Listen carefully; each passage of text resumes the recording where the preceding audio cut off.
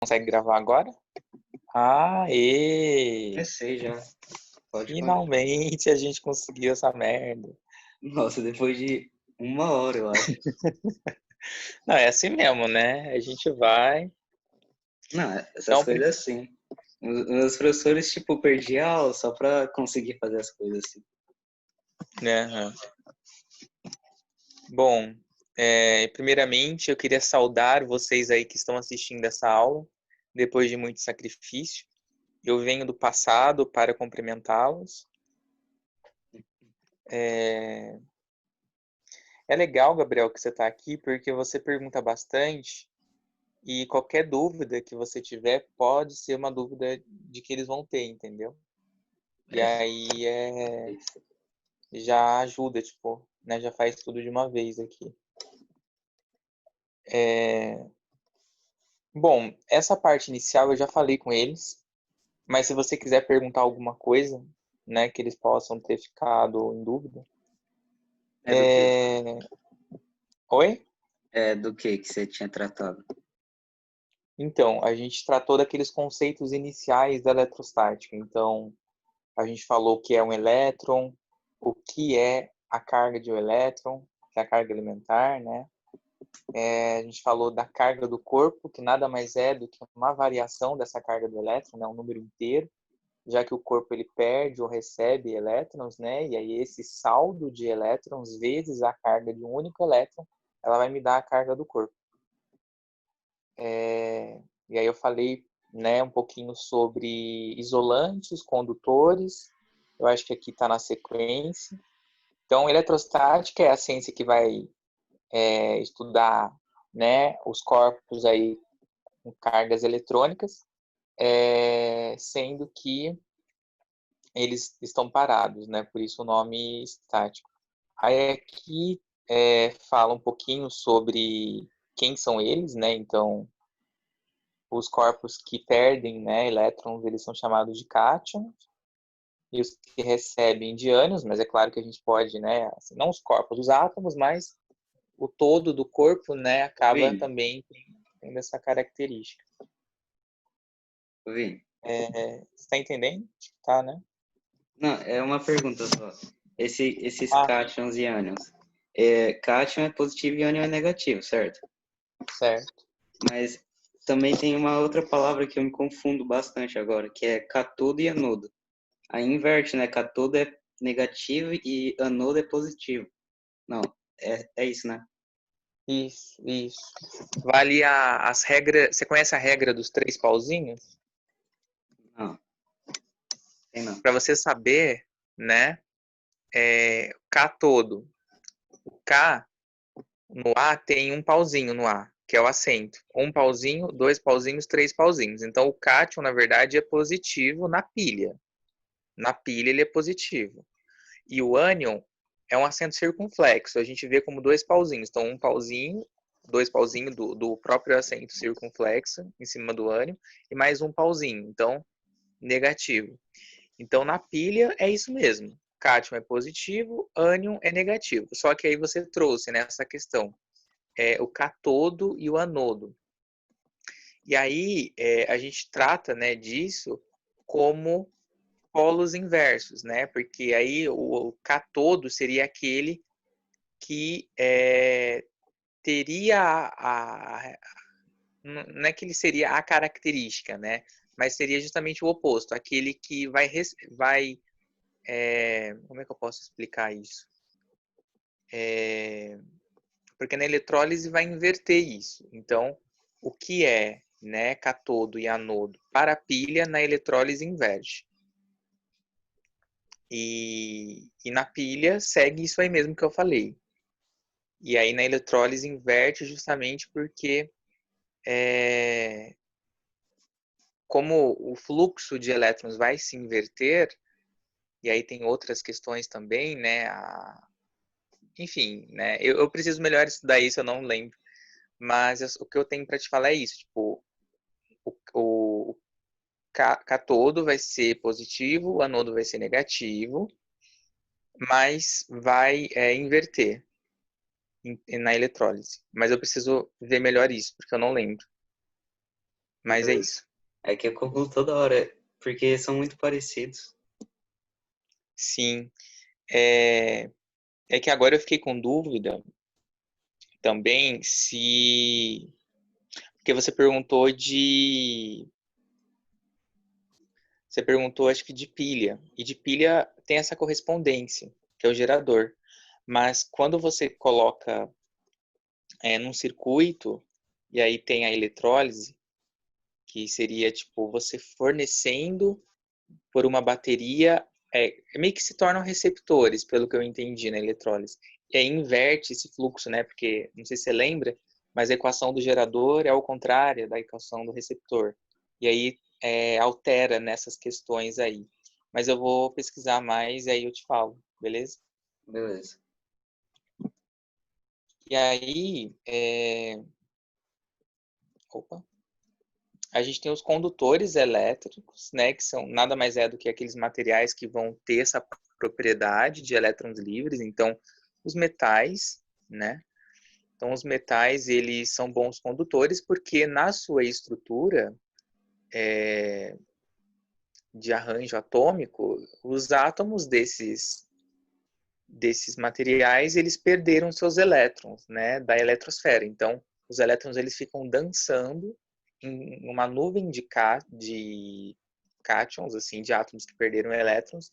Os elétrons desses cátions ficam dançando em torno deles, formando aí a nuvem eletrônica. E aí, por isso, só que esse movimento é deslocalizado, né? Então, quando a gente joga a corrente elétrica, que é o que a gente vai ver na próxima aula aí já, essa brincadeira muda, porque eu vou estar orientando esses elétrons num fluxo por uma diferença aí de potencial e tal, que a gente vai ver. Tem alguma dúvida daqui? Não, dessa parte tranquilo. Não. Aí, opa, aqui ele está mostrando esse exemplo desses elétrons. Aqui está falando de isolante ou de elétrico. Então, os materiais isolantes, eles são aqueles que não possuem essa propriedade de elétrons livres. E aí a gente vai ter praticamente nulo, né? Claro que não é totalmente nulo, porque senão aquele processo de eletrização por atrito, ele não aconteceria. Que é quando eu pego geralmente dois corpos, pode ser condutor, mas geralmente é isolante, e eu atrito eles, e aí um fica com uma carga positiva, o outro negativo, dependendo, a gente vai ver aí, né, para revisar, da série triboelétrica. Obviamente que eles acabam adquirindo um pouco essa capacidade, mas é em pontos específicos, não é na estrutura inteira. Então, esses materiais, borracha, madeira, né, água pura, sem íons, tem essa propriedade de não conduzir aí a corrente elétrica e também não ter esse fluxo aí de elétrons. Você entendeu isso? Você falou de onde o material Opa, fica eletrizado, por exemplo, na borracha, que é só em um ponto fixo, o ponto onde recebeu a eletrização. isso, bacana você trazer isso, exatamente isso. Né? Eu não sei se foi uma pergunta ou foi uma afirmação. Acho que foi uma Não, afirmação, né? se você explicou disso. Não, não falei. Boa. Foi legal você ter falado. Eu só falei que os materiais isolantes eles não tinham essa propriedade de ter elétrons livres. Mas você trouxe esse ponto interessante, né?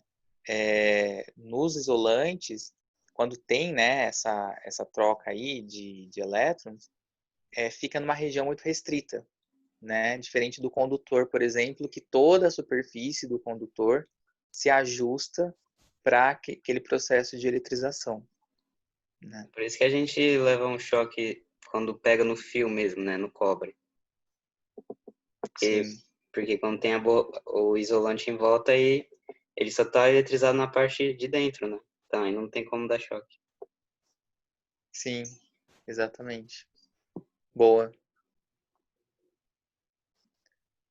Pode E aí a continuar. gente tem esses processos de eletrização, vocês que estão ouvindo essa aula, provavelmente, né, Aime e Manu, vocês já viram comigo isso, a gente só está revisando. E aí, o processo de eletrização nada mais é do que tornar corpos que são neutros eletrizados. E a gente tem 3 tipos de processos. A gente tem por atrito, por contato e por indução. O processo por atrito é aquilo lá. Vocês olhem um resumo de vocês. Eu tenho 2 substâncias e geralmente essas substâncias são, né, isolantes.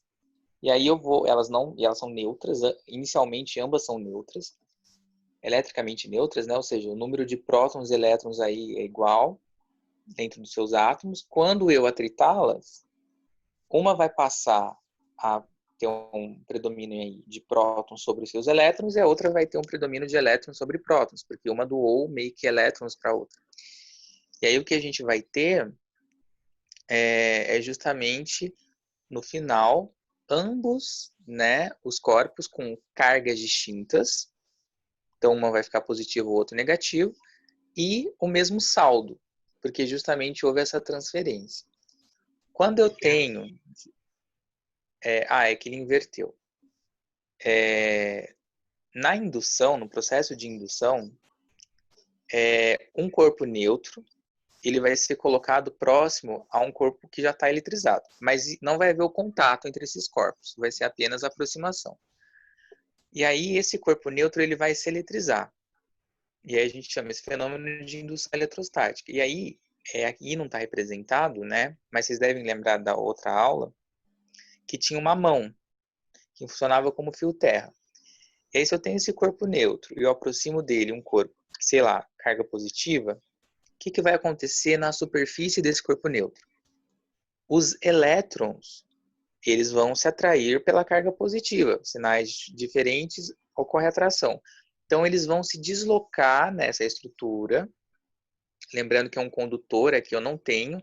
É o único processo que permite isolantes se eletrizarem ao atrito. Então, aqui a gente já está falando de indução, que é outra coisa. Então, os elétrons, voltando para esse corpo neutro, vão se deslocar para a extremidade que está mais próxima dessa carga positiva desse corpo que está induzindo, né, o indutor. E aí, a região oposta, né, a essa interação vai ficar como se fosse cátions, ou seja, eles perderam os elétrons para essa outra parte, dentro do mesmo corpo. E aí, se eu coloco a minha mão ali, qual que é a tendência? Que a Terra doe elétrons para esse meu corpo. Por quê? Porque esse corpo ele quer ficar mais negativo, para ele poder se atrair ainda mais por esse corpo positivo que está ali induzindo ele. E aí ocorre 2 possibilidades. A primeira é o seguinte: eu tiro a mão antes de afastar os corpos, afastar o indutor do induzido. E aí o que eu vou ter no final? Eu vou ter ambos os corpos com sinais diferentes. Porque quando eu afastar, como não tem mais essa possibilidade dos elétrons voltarem para a Terra, os elétrons que chegaram, vai haver nesse corpo antes neutro uma predominância de elétrons. E aí eu vou ter aí um corpo de carga positiva e o outro negativo nesse exemplo. Agora, se eu afastar o indutor, que é esse de carga positiva, antes de tirar a minha mão, o que vai acontecer é que os elétrons que entraram vão sair pela minha mão, e aí eu vou ter a mesma situação do começo. Eu vou ter esse corpo com carga positiva, porque ele já era um indutor, e o corpo vai voltar a ser neutro. E aí isso se aplica a mesma coisa numa lógica negativa, né? Só que invertida. Então, assim, esse processo de indução, e aí a gente até estudou, né? Vocês devem lembrar os pêndulos e o eletroscópio de folhas.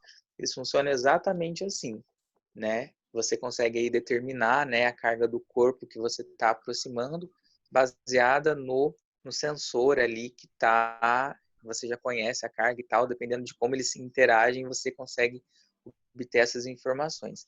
E é Vini, sempre por esse fenômeno aí de indução. Pode perguntar. falando do eletroscópio, eu fiz isso aí, esse experimento. E é exatamente isso. Eu fiz um pote, aí no topo eu coloquei uma bolinha de alumínio e dentro do pote coloquei folhas, né, de alumínio. Aí eu Aham. eletrizei com uma caneta e fiquei aproximando. E realmente elas se abrem assim. É da hora de fazer. Sim, é muito foda mesmo. Muito foda mesmo. Eu cheguei a fazer isso no ensino médio.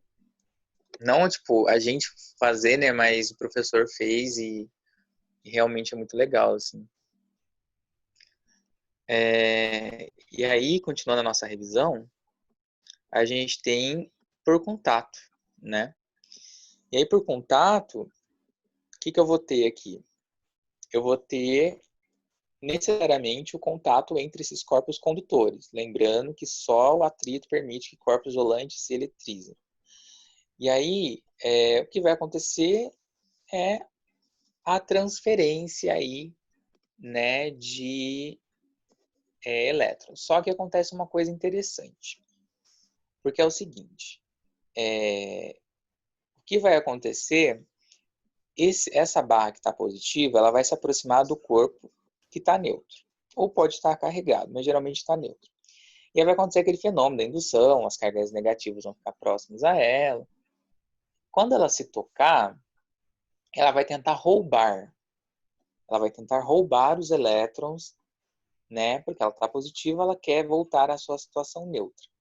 Só que esse roubar de elétrons, como o contato tive o contato e já afastei, não é algo permanente ali, o que vai acontecer é que ela não vai conseguir roubar todos os elétrons que ela precisa para ficar neutra. Então ela vai continuar positiva, só que menos positiva. Em compensação, o corpo que antes era neutro perdeu elétrons agora para ela. E ele vai ficar positivo. Então, o que eu vou ter no final aí, nesse exemplo? Eu vou ter ambos os corpos com cargas de mesmo sinal. E com o mesmo saldo.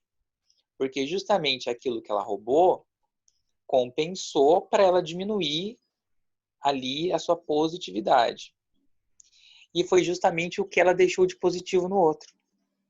Então, o que a gente vai ter aí é, no final, ambos os corpos com carga de mesmo sinal e mesma intensidade aí essa carga. A gente pode pensar numa outra lógica também. A partir do momento que eu estabeleço o contato, eu tenho um único corpo. Então é como se a barra e a esfera se tornassem um único corpo. Então todas as cargas, né, a gente fala positivo, né, por conta dos elétrons aí, né, mas é como se tudo se tornasse um único corpo e eu sei que uma parte desse corpo já é positiva. Então a tendência é tudo ficar positivo, porque tudo se torna um único corpo. E aí, quando separa, essa positividade é dividida. Você pode entender assim também, né? Proporcionalmente aí aos raios, obviamente. Então, Vi, quando a gente tem... Oi? só acrescentando, o contato e por indução, o por contato e o por indução é o mesmo que acontece com os raios, da atmosfera. Ah, se você quiser explicar isso. Ah, não, é que tipo, a nuvem ela fica carregada, pode ser tanto positivo como negativo.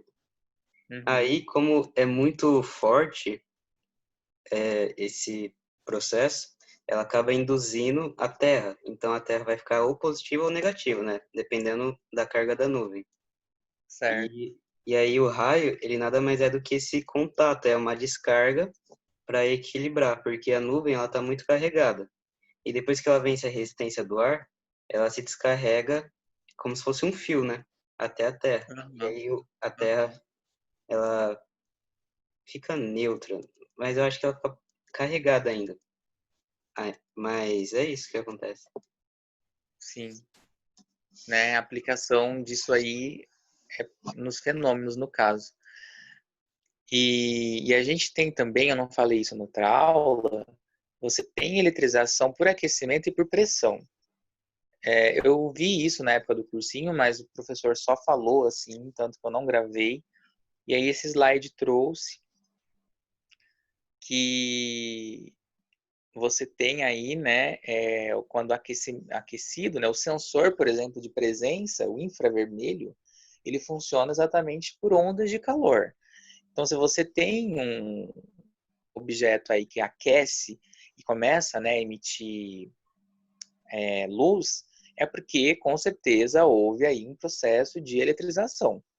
Porque, não sei se vocês vão se lembrar da química, mas a emissão de luz é o fóton. O fóton é o retorno do elétron da camada mais externa para a camada mais interna, já que ele foi estimulado antes a ir essa camada mais externa quando lhe fornecer uma energia. Então, ele só está retornando para o seu estado natural e esse retorno emite luz. Então, está tendo, sim, um processo de eletrização, né? E aí, se essa luz não é uma luz visível, intensifica-se ainda mais, né? Então, a gente tem literalmente esse fenômeno aí de polarização de cátions e ânions sendo formados por conta desse aquecimento. Na pressão, né, a gente tem um outro fenômeno, não precisam decorar esses nomes esquisitos, mas saibam, né, pode aparecer uma alternativa, que quando eles são comprimidos, esses corpos eles sofrem uma pressão, eles vão se eletrizar. Se eu não me engano, é isso que acontece com aqueles tubos de eletricidade também, não é? Tubos? Sabe de alguma coisa? Não, nem tinha ouvido falar desses dois, na verdade. Eu não sabia, tipo, essa questão de pressão eu ouvi, mas eu imagino que seja, tipo assim, um lugar que, tipo, comprime a matéria que está ali dentro de uma forma que essa matéria, ela já tem, obviamente, uma característica que, ao ser comprimida, vá produzir eletricidade. Ele dá exemplo, por exemplo, da calcita, do quartzo, da turmalita. São elementos aí que eu ouvi uma vez ou outra na vida, né? Mais o quartzo mesmo, que enfim. E só saibam que existe. O do aquecimento eu achei interessante, porque você falou das camadas eletrônicas, e eu Uhum. justamente estudei isso em química agora. Mas você falou que eles se eletrizam, mas, só que minha professora falou de um jeito diferente, que eles recebem energia, mas eu não sabia que essa energia era, tipo, de eletrização. Eu acho que acabam recebendo energia porque a gente emite infravermelho, né? E aí pode ser o seguinte, pode ser que esse sensor ele esteja naquele ambiente, a pessoa chega, a pessoa naturalmente emite infravermelho, e aí transporta essa energia para o sensor, que de alguma forma tem essa capacidade de captar esse infravermelho, e aí faz esse processo de fazer o elétron saltar para a camada mais externa e ao retornar emitir luz. Né? É que aqui está escrito eletrizam. E sinceramente, eu não sei sobre esse assunto. Se você já ouviu da sua professora algo nesse sentido, então acredito que seja algo mais nessa questão do deslocamento mesmo do elétron perante essa energia, e aí você tem talvez uma aparente sensação de eletrização, não sei. Realmente eu não sei, né? Porque falam que tem cristais, né, também envolvidos, não sei, de alguma forma. Se a gente pensa na estrutura metálica, né, já tem essa propriedade, né, de dos elétrons ficarem deslocalizados. Então, se você já emite energia, a tendência é o elétron não ir para a camada mais externa, mas já ir para outros átomos e ficarem nesse movimento de deslocamento. Só que aí eles retornam. Então, eles vão e retornam. E nesse retornar, eles acabam emitindo essa luz aí, né? Deve ser isso. Não sei. Estou estipulando, gente. Estou estipulando. A gente tem a série triboelétrica, que é naquela questão do atrito, né? Você consegue, tipo, dependendo do material que você eletriza, você consegue aí ver quem que fica positivo e quem que fica negativo naquela questão do atrito. Né? Então, por exemplo, o aço, se ele for atritado com algodão, o aço está bem no centro. Se o aço for atritado com algodão, o aço fica negativo, o algodão fica positivo, porque o algodão está mais para o lado positivo do que o aço. Agora, se o aço for tratado com madeira, o aço fica positivo e a madeira fica negativa. Então, dependendo de quem você está tratando, muda aí o sinal. Isso aí foi estudado por muito tempo. Mas se cair no vestibular, eles vão dar a série para vocês. Aí fala do trovão, né? Que o trovão é uma onda sonora provocada pelo aquecimento do canal principal durante a subida da descarga de retorno. Não sei sobre isso. O ar aquecido se expande, gera duas ondas. Gente, isso aqui tá falando de onda, choque supersônico, som inaudível. Isso não vai cair para vocês. Então, quem quiser aprofundar, fica à vontade aí. Realmente é uma curiosidade. Se quiser falar alguma coisa sobre isso, Gabriel, se você souber, Do que? além do que você, De onda? além do que você, além do que você já falou, você sabe alguma coisa? De onda, não. Eu só sei que tem como. Não sei se foi isso que você perguntou exatamente, mas tem como acontecer um raio do chão para o céu. Sim. E isso tem a ver com essa questão que está falando aí, tipo, de descarga de retorno. É, sim. Porque se a nuvem estiver carregada positiva, vai induzir negativa aqui na Terra. Então, aí os elétrons que vão para lá. Porque os Que elétrons que. bacana. Mas é meio raro, porque normalmente os elétrons ficam embaixo da nuvem. Então a parte positiva fica só em cima. Sim. Como a gente está vendo aí no exemplo abaixo, né? Nós estamos ilustrando a fala do professor Gabriel. Sim. Vai ser um ótimo professor. Aqui, gente, eu achei legal. Esse slide não é meu, eu peguei da internet, mas eu achei legal algumas lendas, né? Qual que é a lenda e qual que é a verdade por trás, né? Então, assim, a lenda, se não está chovendo, não caem raios. Isso é mentira. Qual que é a verdade? Os raios podem chegar ao solo até 15 quilômetros da distância local da chuva. Né? Então, assim, não precisa, né, que esteja necessariamente chovendo para ter raio. Outra lenda: sapatos com sola de borracha ou pneus de automóvel evitam que a pessoa seja atingida por um raio. Qual que é a verdade? Solas de borracha ou pneus não protegem contra os raios. No entanto, a carroceria metálica do carro dá uma boa proteção a quem está em seu interior, sem tocar em partes metálicas. Mesmo que um raio atinja o carro, é sempre mais seguro dentro do que fora dele, justamente pelo fenômeno que a gente vai ver, que é chamado blindagem eletrostática. Né? Então, assim, quando eu tenho uma caixa de metal, as esferas mesmo que a gente vai estudar, quando a gente dá um zoom nelas, o que a gente percebe? Que as cargas se distribuem na sua superfície. Então, de maneira que dentro eu não tenho um campo elétrico. O campo elétrico dentro, que é uma grandeza que a gente vai ver hoje, é nulo. Então, se não tem campo elétrico, não tem como haver a questão aí do choque mesmo. Porque para você poder ter o choque, você precisa ter uma diferença de potencial. O que gera essa diferença de potencial é necessariamente a presença do quê? De um campo elétrico. Quando o meu campo elétrico é nulo, eu tenho potencial? Tenho, mas é um potencial constante. Então não vai ter essa diferença. Então não vai ter essa possibilidade de você levar choque, você receber corrente elétrica. Isso aí é muito legal. Eu já estudei disso. Gaiola de É bacana, Faraday. né? Porque, tipo, Isso. o mais legal é que eu vi um vídeo que, não sei se era o Faraday, não sei se existia câmera naquela época, mas aí ele entrou numa gaiola de metal e como ela tem blindagem eletrostática, tipo, ele metendo um raio, assim, de uma... Não sei do que era, mas alguma coisa que jogava raios na gaiola. E ele ficava ali sentado, de boa. É muito louco. Imagina a sociedade da época horrorizada, assim. Ele vai morrer. Aí ele lá numa boa, lá. Sim, parece que ele fazia, tipo, umas mágicas, assim, com isso. Muito louco. Sim, sim. Imagino, né, naquela época. Outra lenda. As pessoas ficam carregadas de eletricidade quando são atingidas por um raio e não devem ser tocadas.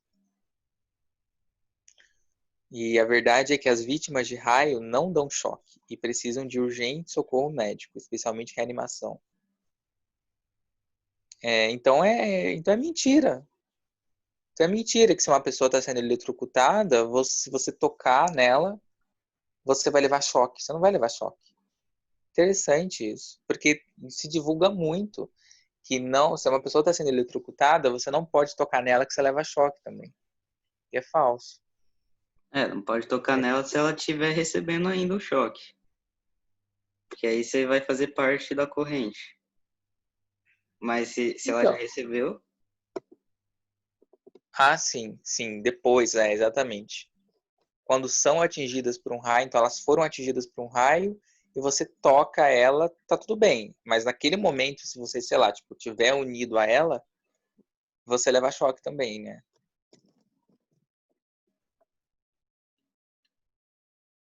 Eu acho que é isso. Tá aí? isso. É porque ela faz parte da corrente, né? Do fio imaginário. Sim. E aí, por terminar, né, um raio nunca cai duas vezes no mesmo lugar. Qual que é a verdade? Não importa qual seja o local, ele pode ser atingido repetidas vezes durante uma tempestade, né? Tudo vai depender aí de como as nuvens vão estar neste local. Então, sim, você pode ter mais de uma vez um raio no mesmo lugar. Bom, aqui a gente trouxe o princípio da atração e repulsão, que a gente vai lidar com a força elétrica, uma grandeza que a gente vai ver hoje também. E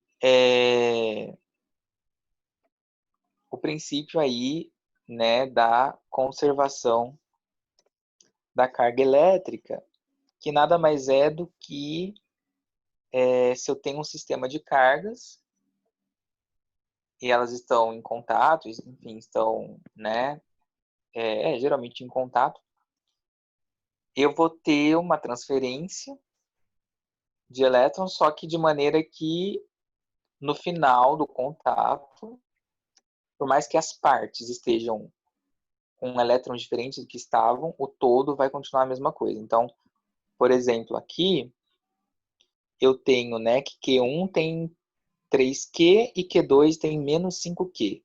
Antes do contato, eu vou somar Q1 com Q2, 3 com menos 5, menos 2. Depois do contato, eu vou continuar tendo no total menos 2. Só que vai ser distribuído de uma outra forma. E como que vai ser? Se as esferas forem iguais, como é o caso, no final eu vou ter menos Q para cada um. Porque menos Q com menos Q dá menos 2Q, que é justamente a carga total. Então, antes, cada um possui uma carga diferente. Quando eu entrei em contato, se ambas coisas forem idênticas, esferas idênticas, quando eu separar, ambas ficam com cargas de mesmo sinal e mesma intensidade. Aí é só você distribuir esse total pela quantidade de coisas idênticas que tem ali. E aí, obviamente, que se for diferente, vai ser proporcional ao raio. Aí eu te deixei uma aula sobre isso lá no seu WhatsApp. Favor acessar. É isso. Cara, eu não sei. Tá ficando meio longo isso, você não acha? Tem como eu pausar também. E aí, se você quiser pensar melhor no que vai falar também, aí tem como. Ou eu posso fazer, tipo, 2 vídeos. Eu acho melhor, tipo, porque daí eu coloco esse pra quem quiser revisar, né? E aí a gente começa, porque a gente vai começar tipo de lei de Hood mesmo. E aí eu vou um pouco mais rápido. Você consegue fazer isso? Beleza.